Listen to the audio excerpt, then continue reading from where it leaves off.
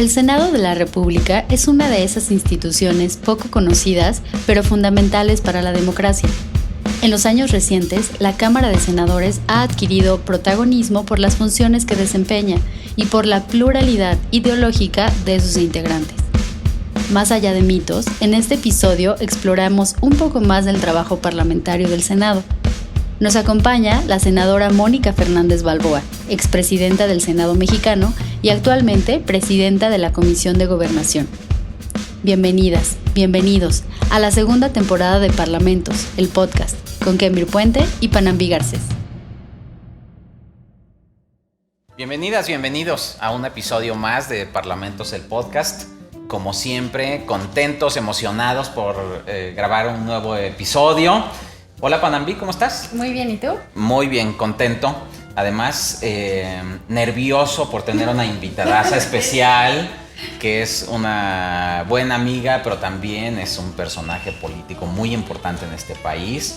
Es una política tabasqueña del partido en el gobierno de Morena, quien además tiene una larga trayectoria política, ha sido legisladora federal, ha sido diputada federal, ha sido senadora, y no solo eso, fue presidenta del Senado de la República, que no es poca cosa para las personas que nos escuchan o que nos ven, y ella es Mónica Fernández Balboa. Mónica, bienvenida y muchas gracias por acompañarnos. Al contrario, muchas gracias a ustedes que me invitan.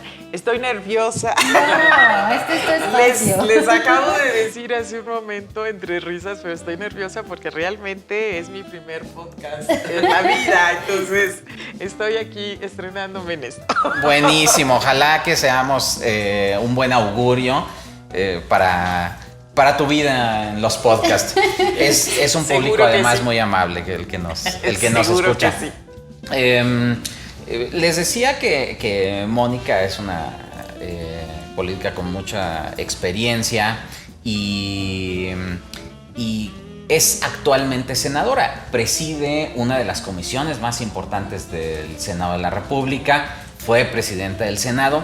Y a veces para el público que le interesa conocer la vida senatorial, pues un poco se imaginan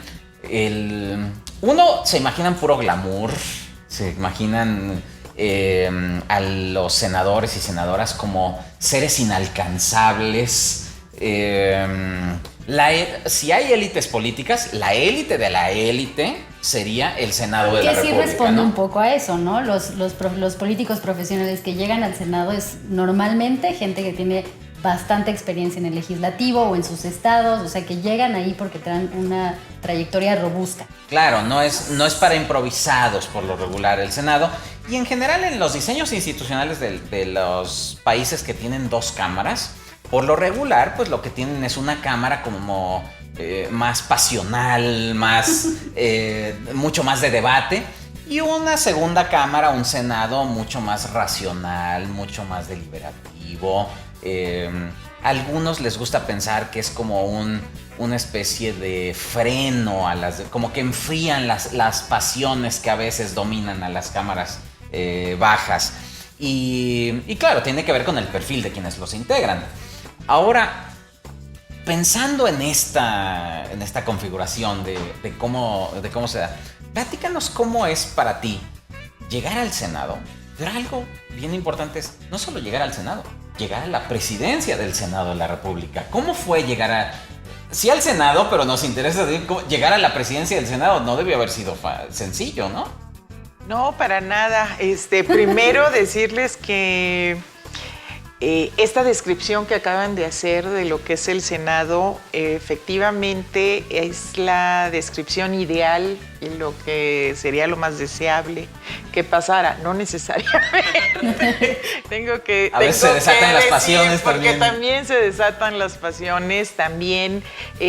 Sí, efectivamente, empecemos por recordar que los senadores son representantes de las entidades y la Cámara de Diputados son representantes populares. Entonces también eso influye un poco en el ánimo o en los perfiles que integran ambas cámaras. Y pues cada partido también define qué perfiles son los que quieren que los representen. En este sentido, por eso es que se supone que cada cámara tiene su particularidad, su peculiaridad en cuanto a su desarrollo, a su forma de trabajo, y efectivamente lo ideal es que haya equilibrio. Sin embargo, pues las pasiones están en todas partes. Y más en los sí, donde hay política, hay pasión. ¿Ha sido sencillo? No, no ha sido sencillo. De hecho, llegar de entrada, pues bueno, modestia aparte, fui la senadora más votada en todo el país en las elecciones del 18. Y encabezaba yo además la fórmula, entonces sí, fui la más votada en todo el país. Pero una vez que llegamos a la Cámara de Senadores, en nuestro grupo parlamentario había también perfiles muy importantes. Entonces, cada quien tenía sus aspiraciones. Y tuvimos diferentes asambleas internas para decir en qué posiciones queríamos estar al interior del Senado, ¿no? Ya cuando estuviéramos, o sea, estas fueron previas a la instalación formal. Yo, desde ese día, desde el primer día me preguntaron en qué comisiones quería estar y yo dije, yo quiero estar en la presidencia. Yo quiero estar en la presidencia del Senado. Se me quedaron viendo raro, que como que hay otros que lo merecen o más intereses o lo que fuera. Sí hubo una discusión, una negociación. Y la verdad es que en ese momento yo tuve algunos contratiempos personales de salud en mi casa en Tabasco y me alejé un poco de esta negociación, por decirlo así, y pues me hablaron por teléfono y me dijeron, oye, Mónica, estás en la terna, pero si no se logra, ¿aceptas la vicepresidencia? Y dije que sí. O sea, dije que sí, entonces entré directamente como vicepresidenta de la mesa directiva del Senado de la República. O sea, ya estabas en la antesala. Exacto. Ya estabas como... O en la mesa. Pues sí, pero ya era una carta. Ya era una carta para cuando fuera la sucesión de la presidencia. Fíjate que no lo pensé así en ese momento. En ese momento la verdad es que fue intenso. Para empezar, era pues la primera vez que llegábamos en un proyecto que pues integrantes de un partido que se había formado 4 años antes. Claro. Entonces era la primera vez que llegábamos, fue un gran cambio en el 18 cuando nos instalamos las cámaras y además era la primera vez que teníamos los órganos de dirección. Claro.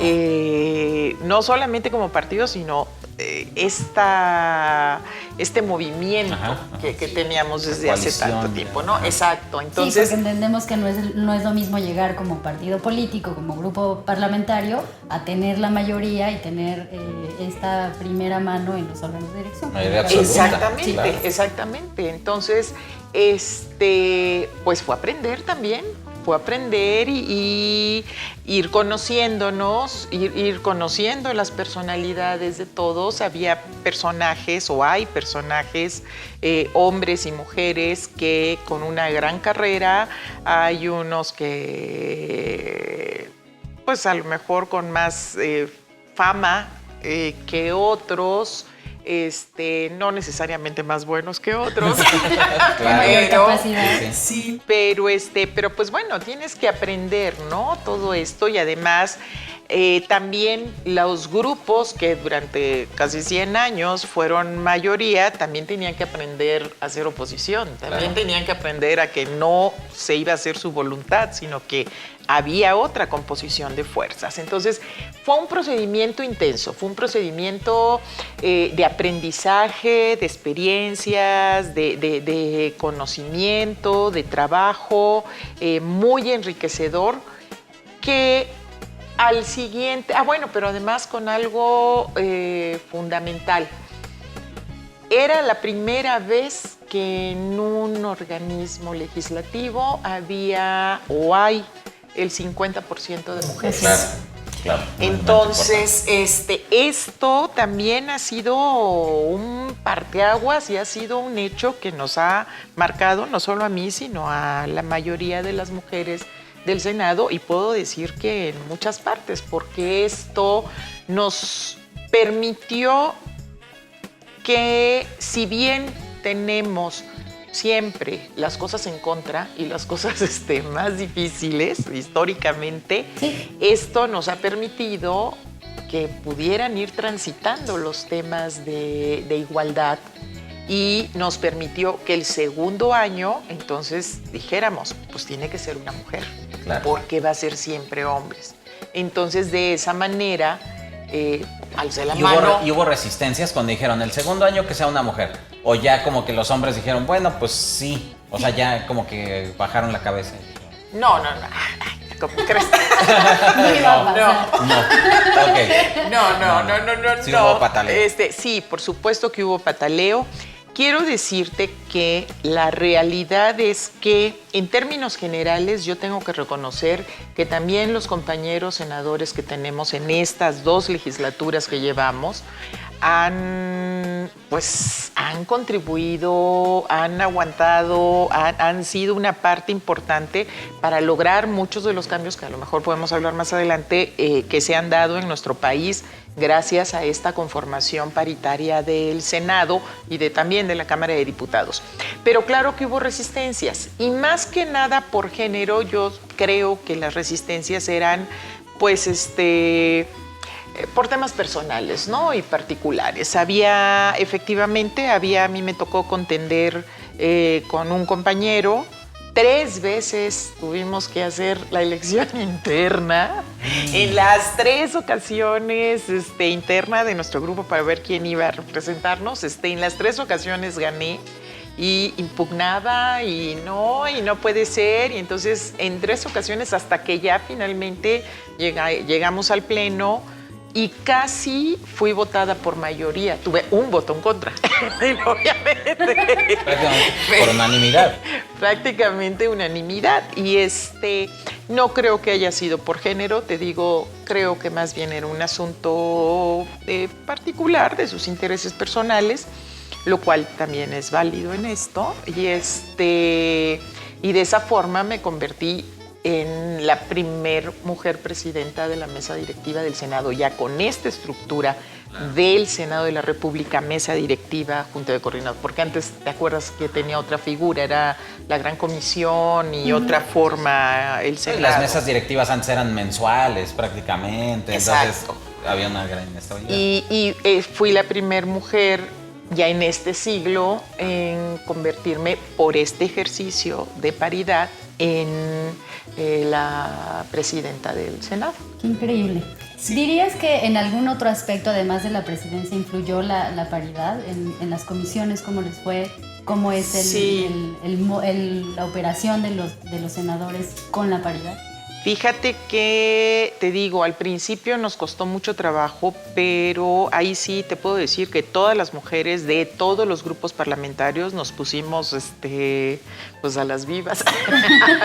Entonces, yo te puedo decir, incluso hice un libro.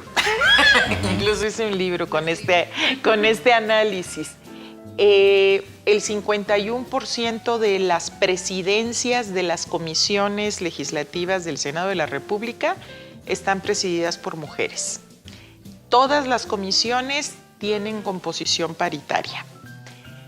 En mi gestión como presidenta, el 60% de los cargos administrativos de la institución del Senado eran mujeres, o sea, la directora jurídica, la de transparencia, la de, casi todos los puestos para no senadora, sino la estructura administrativa del Senado de la República eran mujeres. Pero aún más, el libro lo hice porque dije, bueno, a ver, ¿qué tiene de importante que ya llegamos las mujeres, ¿no? Ya vemos el 50% aquí en este Senado. ¿Qué es lo relevante? O sea, ¿por qué hacemos tanta bulla? Claro. Y pues lo hacemos porque me puse a analizar, y en ese momento el 53 o 54% de todas las iniciativas que se habían presentado en el Senado las habían presentado mujeres. Pero el 86% de las iniciativas presentadas por las mujeres eran de temas sensibles a las mujeres. Eran de los temas que antes estuvieron invisibilizados. Te voy a hablar de temas desde que sea por ley que en los trabajos puedan tener el derecho de salir un momento a lactar, a amamantar a sus hijos, o sea, desde esas legislaturas hasta un sinfín de iniciativas que gracias a Dios hemos podido ya aprobar y que se han creado para la protección de los derechos de las niñas, niños, adolescentes, contra la discriminación, contra la violencia. O sea, ha sido un mundo de iniciativas, pero un mundo de trabajo que se ha concretado y que ha sido promovido por las mujeres. Y los hombres han apoyado, o sea, no han dicho no. Pero sí, esa es la importancia. Estos temas tan invisibles como que la pederastia no prescriba, el delito de pederastia, o sea, que no prescriba nunca, por fin se hicieron. Que esté el principio de paridad en la Constitución, por fin se hizo. Que el feminicidio sea considerado delito grave, por fin, o sea, todas esas cosas que son nuevas en el país o en el mundo, pero no se había, yo creo que a lo mejor no había habido la sensibilidad para visibilizar todos estos temas y que entre todas pudiéramos impulsar, porque la verdad, todos estos temas, todas nos unimos para impulsarlos y para ir trabajando y sacarlos adelante. Ahora, tú llegas a la Cámara de Senadores y Senadoras y ya finalmente después de este proceso llegas a la presidencia del Senado. Una vez que alguien llega a la presidencia de un parlamento, de un congreso, adquieres como, creo yo, eso te quisiera preguntar, adquieres como otro nivel de responsabilidad. Porque ya no estás en tu trinchera política, en la batalla, en la contienda electoral. En la contienda, exacto. Sino que te conviertes en un árbitro imparcial, tratar de atemperar los ánimos de todos en los debates que son intensos. Los debates parlamentarios son intensos, pues si no, no serían debates parlamentarios, serían otra cosa, rituales de otro tipo. Y desde ahí tienes que, de alguna forma, ¿cómo le haces para desprenderte un poco de eso? Porque tienes que tener cabeza fría en la intensidad de las sesiones, pero a su vez no renuncias a tu militancia, tú sigues siendo integrante de un partido político. ¿Y cómo puedes buscar esos equilibrios? ¿Es eso posible? Es decir, ¿es posible presidir el Senado y desprenderse de esas pasiones? ¿O inevitablemente finalmente terminas cediendo a la intensidad del debate? Yo creo que es posible, yo creo que es muy difícil, por supuesto que es muy difícil, y sí creo que es posible, y ahorita te voy a explicar por qué, y también creo que es lo deseable. Cualquier presidente de cualquier organismo, donde haya diferencias de partes, tienes por obligación, o sea, precisamente presides para todas y para todos. Entonces, tu actitud tiene que ser con equilibrio. Eso es lo deseable. Un juez, el del INE, va. El del INE, te pueden caer bien unos, te pueden caer mal otros, pero te tragas lo que digan porque no puedes, o sea, tú eres el árbitro y tienes que ser imparcial y trabajas para todos. Entonces, ¿cómo le haces? ¿Cómo le puedes hacer? A mí me funcionó, espero, no, creo que ha habido buenos comentarios hasta ahorita. A mí me funcionó apegarme a la ley. hay un manual. O sea, la ley es muy clara. O sea, hay una ley orgánica, está la Constitución de la República, está la ley orgánica, está el reglamento del Senado. Entonces, si tú haces valer todos estos principios y tratas de no salirte de lo que dice la ley y al contrario, conducirte siempre con apego a lo que dice la ley, pues por mucho que también les guste a unos o les guste a otros, pues tienen que hacer lo que dice la ley. Y si yo me guío con eso, pues también mi margen de equivocarme, pues lo vas reduciendo, porque no tienes, o sea, si yo estoy apegada a la ley, sí, claro, pues se quita la discrecionalidad. Ahora, que se me revolvía el hígado a veces, por supuesto, o sea, de que estás viendo y pues oye, uno es ser humano, ¿no? Sin embargo, pues sí, hacía yo ejercicios de autocontrol. Mindfulness. De autocontrol para poder, pues para poder mantener la situación, porque traté todo el tiempo de decir, es la presidenta del Senado, no es Mónica. Es la presidenta. Entonces, como presidenta, mi prioridad es que la institución funcione. Y la institución tiene muy marcados todos sus protocolos de acción. Entonces, ese es mi trabajo. Entonces, traté como que todo el tiempo de hacerlo. Te digo, difícil, sí, por supuesto, porque había cosas, pues muy difíciles, pero pues bueno, tiene hay escenas emblemáticas de la legislatura y que sorteaste con toda elegancia, diría yo. Pero digo, yo me acuerdo, por ejemplo, del proceso de designación de la presidencia de la Comisión Nacional de Derechos Humanos. Yo creo que fue de los momentos más difíciles. Pues no sé si hubo otro momento más difícil que ese. Mira, en el pleno me refiero.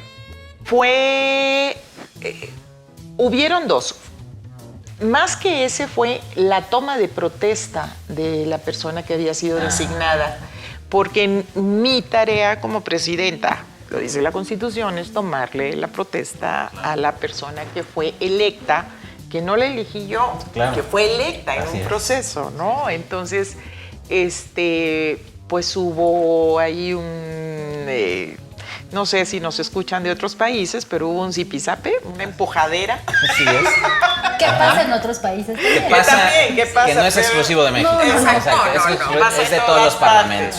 Entonces hubo pues hubieron jaloneos y golpes y entonces, pero además trataban de llegar a mí para impedir que yo tú tomaras la protesta, hiciera la toma de protesta, ¿no? Entonces, sí fue un momento muy difícil.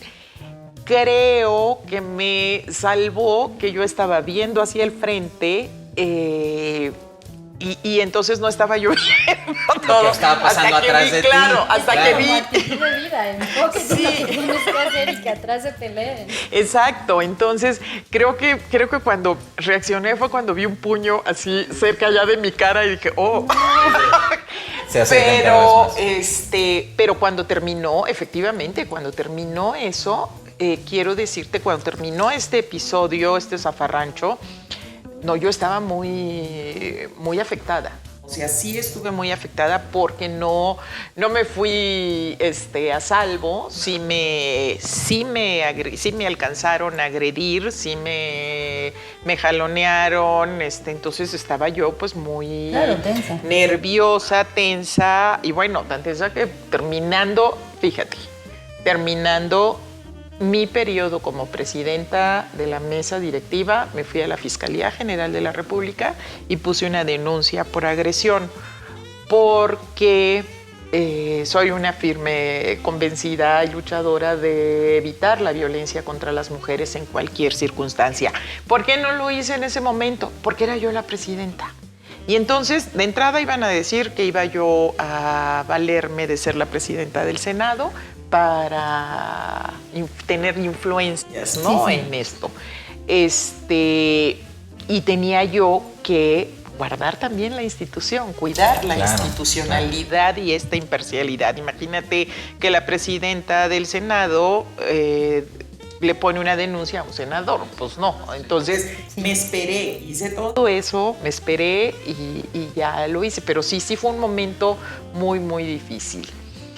Que tienes que mantener la calma porque no eres tú, vuelvo a decirlo, es pero la tienes institución. clarísimo la institución y al es. final te pusiste en resguardo denunciando, pero ya cuando no había una autoridad de por medio que hiciera difícil. Sí, así lo hice.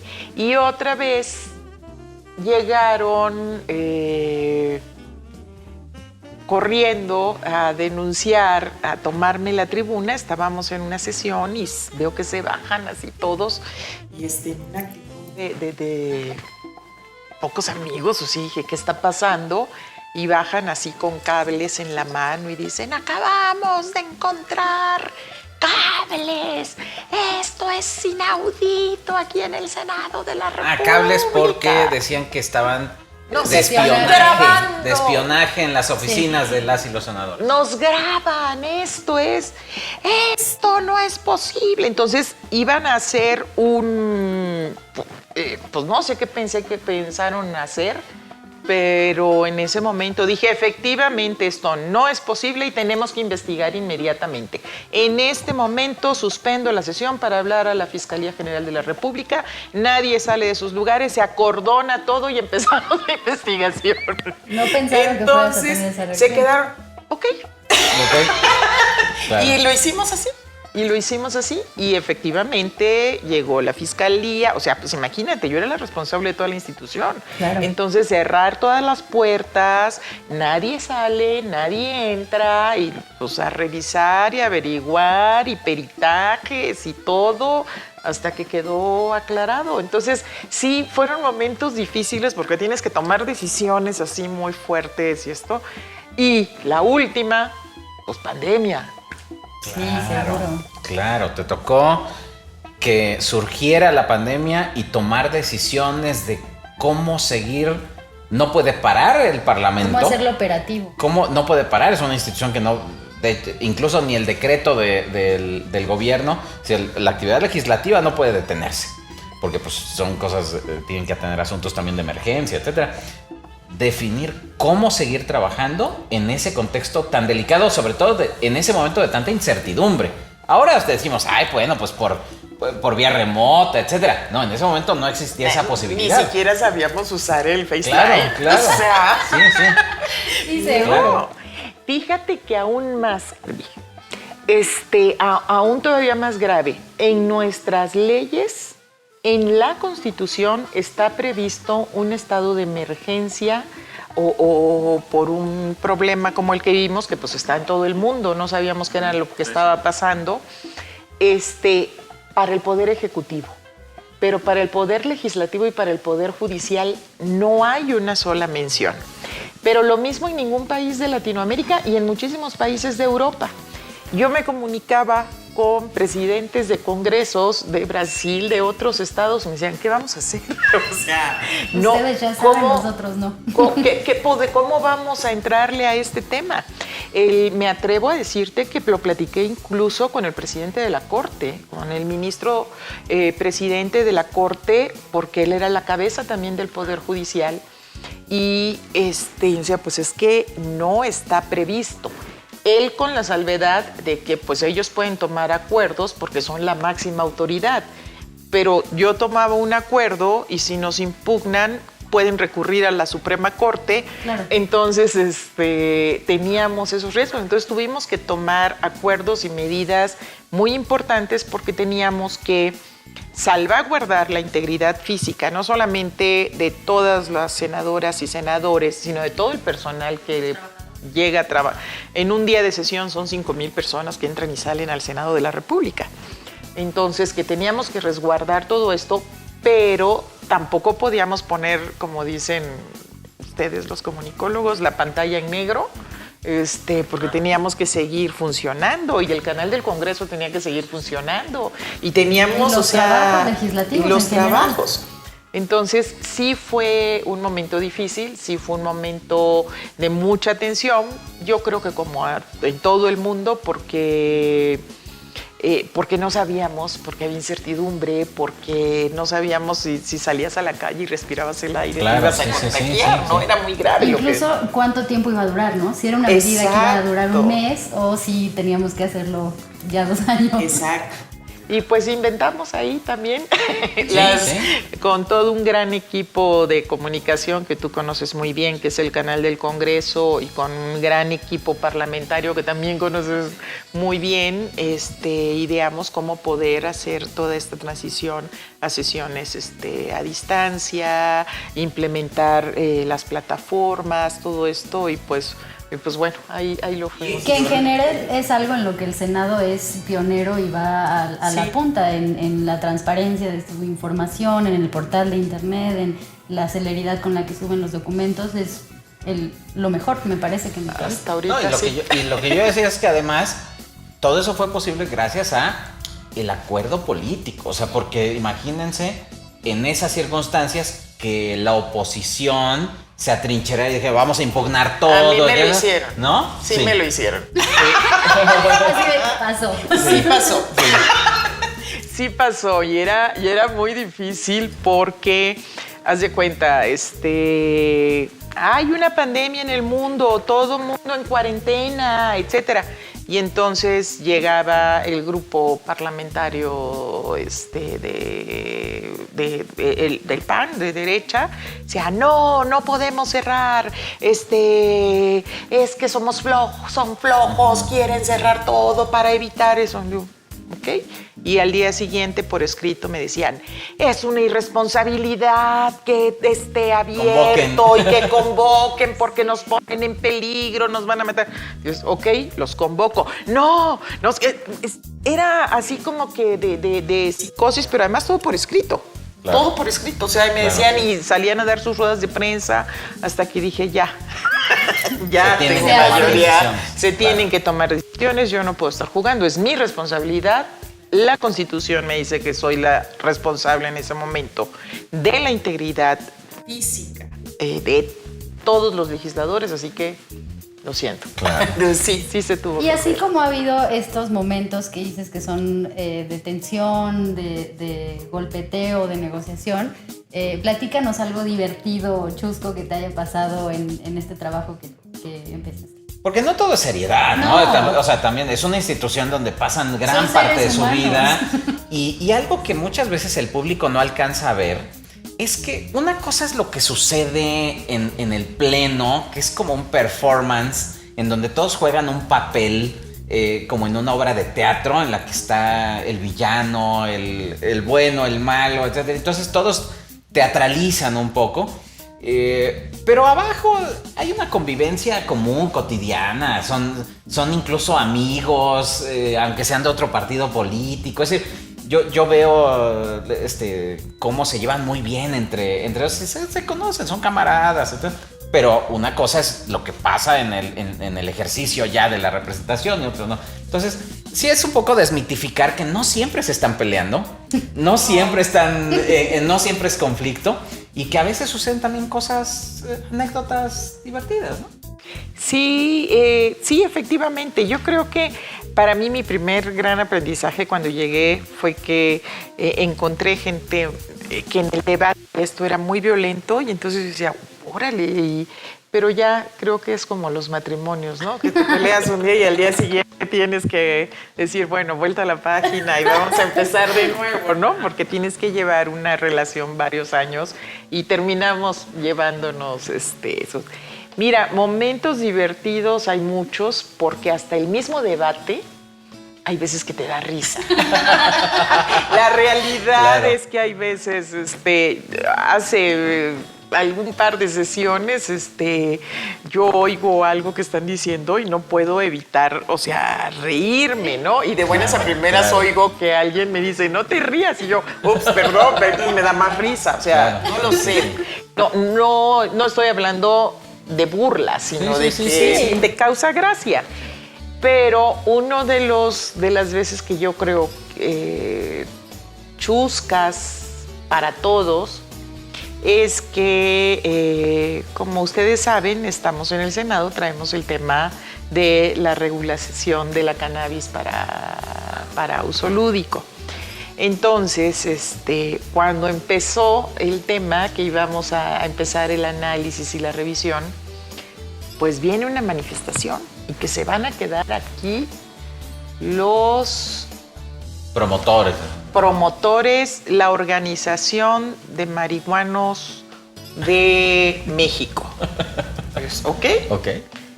Y entonces al día siguiente, pues, ¿por qué van a estar ellos? Entonces llega la cooperativa de consumidores de cannabis de tal estado. Entonces empiezan a llegar, o sea, marchas y marchas y marchas, todos en pro, pero todos diferentes y todo. Y de buenas a primeras hacen, no solamente en las afueras del Senado se instalan, sino que siembran en los arriates de los parques. Y un día hacen un marihuatón.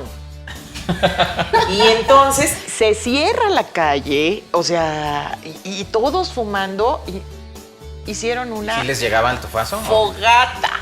No, bueno. No. O sea, tú veías desde adentro la nube que nos rodeaba en el Senado.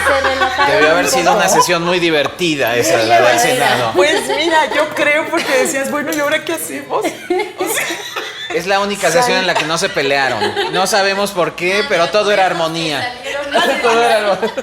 Mira, yo lo que sí te puedo decir es que fue una sesión muy larga y fue muy dura porque era un debate, no me acuerdo, no me acuerdo qué debate era, porque no me acuerdo qué era. Pero subían y todos echaban piña por todas partes, pero bajaban muertos de la risa. Entonces yo creo que sí afectó. Yo creo que a lo mejor cambió el tono de la conversación. Ya sabemos una estrategia para dirimir la conflictividad en los parlamentos. No, es que te lo prometo, o sea, y además tienen ahí, hasta el día de hoy, tienen en los arriates sus plantas. Sí. Y de diferentes tamaños, o sea, como un paseo turístico para que las vayas a conocer. Entonces, pues, por supuesto que es chusco. Qué buena anécdota. Mónica, estamos casi terminando nuestro podcast y hay una pregunta que queremos hacerte y que creo que es importante para el público que nos escucha. ¿Qué le dirías a una joven que se interesa en la política y que te ve a ti y te ve y dice, mira, hay personas interesantes, me gustaría ser como esa persona que ha tenido éxito en la política, que ha aportado cosas relevantes, que ha presidido el Parlamento mexicano? Es decir, ¿cómo decirle a alguien que tiene ese interés? Pienso en una jovencita que recién está conociendo el mundo y que se identifica de alguna forma contigo. ¿Qué le recomendarías? Pues primero decirte que qué gran responsabilidad es hacerme una pregunta así, porque no es fácil. No es fácil. ¿Qué le diría yo a una jovencita, a un jovencito? Adelante. Sueñen y trabajen por conseguir sus sueños. Y trabajen por construir sus sueños. Y para eso se tienen que preparar. Pero en todas me refiero a todo lo que deseen. Si quieren ser grandes ingenieras, grandes ingenieros, astronautas, eso. Pero si deciden este camino de la política, primero tener muy claro que la política es una vía para poder servir a los demás y poder hacer cosas por los demás. Si perdemos de vista esto y si los jóvenes o las jóvenes quieren ser políticos por estar ahí sentados y el glamour y eso entonces olvídenlo mejor. Dedíquense a otra cosa, porque no es por ahí. La política yo creo que tiene que ser, primero, humildad. Y segundo, tener esta vocación de servicio. ¿Y por qué humildad? Porque si llegamos, yo en mi caso de legisladora, pues es porque la gente quiso. Y la gente de mi estado quiso que yo estuviera ahí, pues para hacer las cosas que les dije que iba a hacer, ¿no? Y no para estar, ¿cómo dices? Glamour. El glamour, sí. No para eso, sino es un compromiso que uno adquiere con los hombres y las mujeres que están depositando tu confianza, su confianza en ti. Entonces, eso es lo primero que tienen que tener en cuenta. Y tienes que tener humildad para poder asimilarlo y para poder trabajar en consecuencia. Eso es mi recomendación. Porque el poder puede marearte, ¿no? Claro, por supuesto que sí. Más que el poder, yo creo que todo esto, yo conozco a muchos jóvenes y tengo relación y trato de estar en permanente comunicación con muchos jóvenes. Y hay veces que me dicen, no, es que ya queremos y están jovencitos y y que queremos ir a caminar porque quiero ya ser diputado o diputada y ya tengo hasta mi camisa y estoy en mis clases de oratoria para caminar así. Y yo, ¿y qué vas a ofrecer? ¿Qué es lo que vas a hacer? Bueno, pues es que voy a estar... Sí, pero ¿para qué? ¿Cuál es tu agenda? Pues es que yo soy de los jóvenes y soy... Sí, y... O sea, está bien, eres joven, me encanta. Pero ¿y para qué me sirve a mí, mexicana, que haya un joven ahí?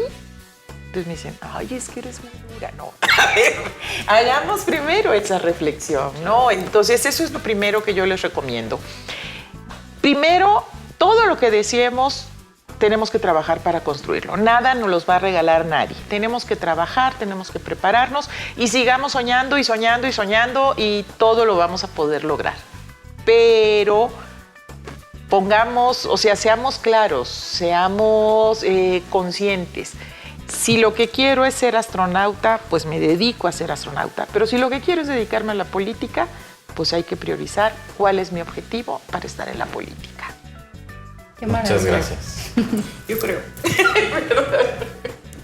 Pues muchas gracias por haberte dado el tiempo de compartir esto con nosotros. Creo que es una reflexión riquísima en un montón de aspectos, no solo como tu papel como política, sino también lo que puedes dejar justo para los que pudieran vernos y se puedan inspirar a participar y a servir desde ese medio. Te agradecemos muchísimo que estés aquí. No, al contrario. No, te digo, yo encantada. Esperamos que te hayas divertido. Sí. Exacto, esperamos que te hayas divertido y esperamos también que el público que nos escucha recuerden enviarnos sus comentarios o también seguirnos por las redes. ¿Tú tienes redes también? ¿Te pueden seguir, no? Sí, por supuesto, en Mónica Ferval, @Mónica Ferval en todo, creo. YouTube, Twitter, Instagram. Perfecto. Facebook. Y a nosotros en Parlamentos P, en Twitter y en Instagram. Perfecto. Bueno, pues muchas gracias. Nos vemos en el siguiente episodio. Gracias, María. Al contrario, muchas gracias a ambos. Me da muchísimo gusto estar aquí con ustedes y que ya me siento realizada de haber hecho mi primer podcast. El primero de muchos. Nos vemos en el siguiente episodio. Muchas gracias.